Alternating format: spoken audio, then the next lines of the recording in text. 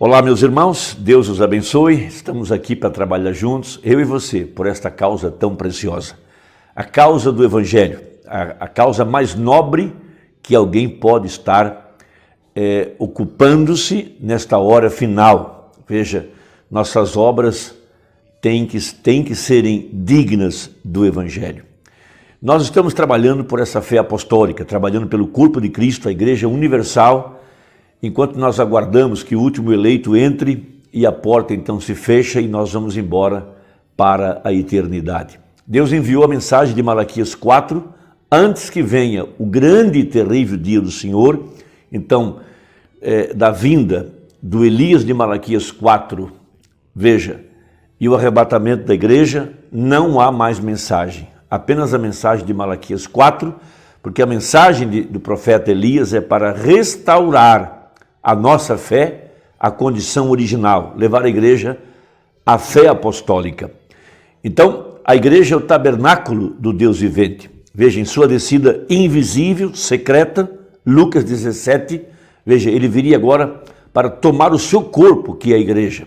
E a igreja agora está dando a preeminência ao Senhor Jesus e ele é a palavra.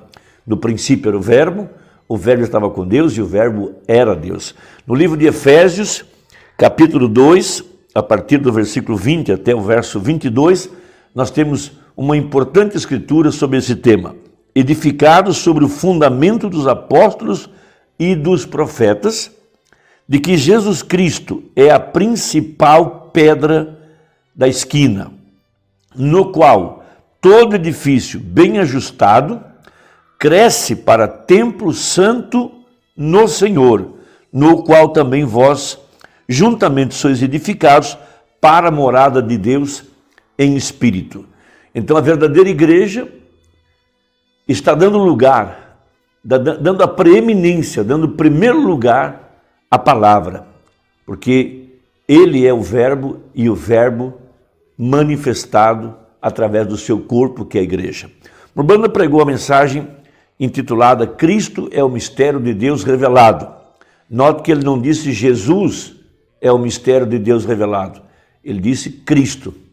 Cristo em vós, a esperança da glória. Cristo entre os gentios, disse o apóstolo São Paulo, escrevendo aos Colossenses no capítulo 1. Então, tudo que Deus foi, derramou em Cristo. E tudo que Cristo foi, derramou na igreja. De tal modo que agora Cristo e a igreja têm se tornado um, marido e mulher, voltando de volta ao Éden original. Uma só carne, disse Paulo em Efésios capítulo 5. Veja, grande é esse mistério, digo, porém, entre Cristo e a igreja, disse o apóstolo São Paulo. Veja, uma só carne agora. A igreja sendo o tabernáculo do Deus vivente, a manifestação do Espírito de Deus para esta hora, a plenitude da divindade, o Filho amado, aonde ele está habitando. Então, no parágrafo 366 da mensagem Cristo é o mistério de Deus revelado, a seguir, Mormon traçando esse mistério, ensinando sobre ele, abrindo essa palavra, ele diz assim, o Espírito somente lhe mostra quem ele é, nenhum profeta ou rei dele, e aqui Deus é manifestado em carne.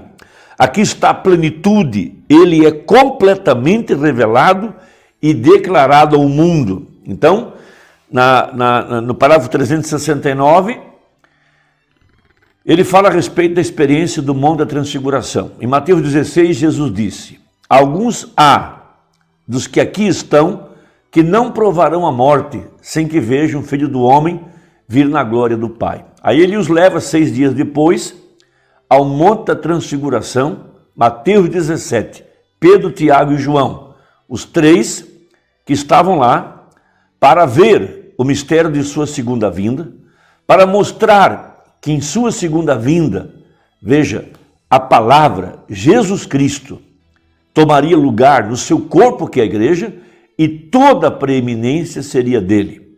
Lá diz que os discípulos, erguendo os olhos, não viram mais a ninguém, somente a Jesus. Quando seus olhos são erguidos pela revelação da palavra, quando os 7 trovões soam em seu coração, para saber que a mensagem é Jesus Cristo, que essa mensagem é a voz de Deus, essa mensagem veio revelar Jesus Cristo, através do seu corpo, que é a igreja, manifestado aqui no tempo do fim, veja, vindo um ministério vindicado, um ministério profético, veja, idêntico ao de Jesus Cristo, para que a pedra de coroa pudesse descer. Então ele diz assim, observe, no Monte da Transfiguração, quando se deu o testemunho do próprio Deus, este é o meu filho amado, escutai-o. E essa mesma profecia diz respeito agora à igreja do Deus vivo, aquela aonde ele está habitando. Veja, ali estava Moisés representando a lei, ali estava Elias representando a Moisés, porém eles morreram e ele disse, este é o meu filho amado, a ele ouvi. Havia 3 representantes ali, a lei, os profetas e Cristo. E ele disse, este é ele, Deus plenamente, não manifestado em profetas, não manifestado pela lei, mas manifestado em Cristo. Então veja, 379 agora, ou 370. Cristo tem a misericórdia. A lei o coloca na prisão, mas não podia tirar. Os profetas são a justiça de Deus para condená-lo e matá-lo por isso. Isso é certo. Mas Deus era amor e a revelação de Deus para fazer uma semente predestinada a saber que ele o havia chamado. Este é ele. A ele ouvi. Então saiba, disse ele, a plenitude da divindade é declarada. Este segredo do mistério é agora revelado, que Deus está manifestado, Deus e o homem têm se tornado um. O homem ungido, Cristo. O Cristo significa, melhor, o que Cristo significa? O ungido. O ungido que foi ungido com a plenitude da divindade corporizada. Oh, que coisa! Como as pessoas podem duvidar disso?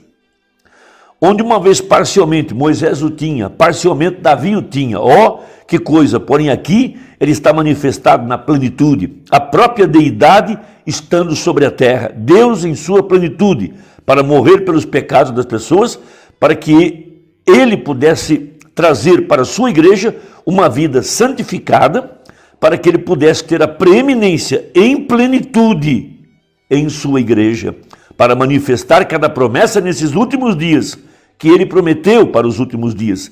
Está vendo? Ouça agora. Você está? Agora somente se belisque um pouquinho agora.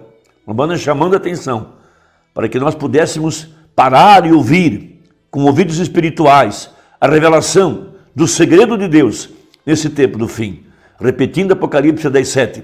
Mas nos dias da voz do 7º anjo, quando tocar a sua trombeta, se cumprirá o segredo de Deus, como anunciou aos seus servos os profetas. Então a igreja é o tabernáculo do Deus vivente, como disse Paulo em Efésios, veja, no qual todo edifício bem ajustado cresce para templo santo no Senhor. Então ele cresceu da reforma com Lutero, logo veio John Wesley, logo vieram os pentecostais, logo veio a era profética, os olhos, e agora a plenitude, a cabeça, a igreja agora, Cristo tomando o controle, não algum homem, não um sistema, não há mais lugar para qualquer outro tipo de mensageiro ou suposto profeta. Na verdade deveriam ser chamados de anticristo, nada mais do que isso. Veja, então ele continua, para que Jesus foi manifestado, para mostrar a Deus, ele era Deus. Ele tinha de ser, ninguém podia morrer, nenhum profeta podia morrer, ele era Deus, ele era o Deus dos profetas, ele era os profetas, ele era os reis, ele era a história, ele era aquele que havia de vir, aquele que era, aquele que é e aquele que há de ser neste dia. Por isso, o grande mistério de Melquisedeque, rei e sacerdote, tipificado em Davi. Veja, Davi era rei e sacerdote, porque ele comeu os pães da proposição. Ali estava a profecia de que um dia o sacerdócio viria da tribo de Arão para a tribo de Judá, de onde veio Jesus Cristo. Segundo a ordem de Melquisedeque, rei e sacerdote. Veja, tudo num só. Veja, o mesmo ontem, hoje e eternamente. Ele foi manifestado para esse propósito. Então a igreja nesse tempo do fim tem recebido a visitação de Deus mesmo. A ele eu vi, pregou o profeta 8 vezes. A ele eu vi, não William Branham, a ele eu vi, Jesus Cristo. Esses trovões de Apocalipse 10 vieram revelar que a mensagem é Jesus Cristo. Nós não estamos esperando outra pessoa, não estamos esperando outro mensageiro. Estamos esperando agora a plenitude do Espírito Santo para trazer a ressurreição. e nós os vivos seremos transformados e juntos subiremos a encontrar o Senhor nos ares. Veja, e através desse propósito ele obteve uma igreja para que ele, a plenitude de Deus, pudesse realizar cada palavra prometida de Deus nesses últimos dias, quando ele recebe as preeminências. Preeminência na igreja, a posição, seu lugar na igreja. Irmão, não há lugar para um sistema, não há lugar para mais profetas, supostos profetas, não passam de imitadores, porque eles têm que se valer da mensagem do William Branham. Eles podem ter sinais, como Janes e Jambres, mas nós estamos aqui para dar a preeminência a Jesus Cristo, a preeminência à palavra. Ele é o verbo encarnado.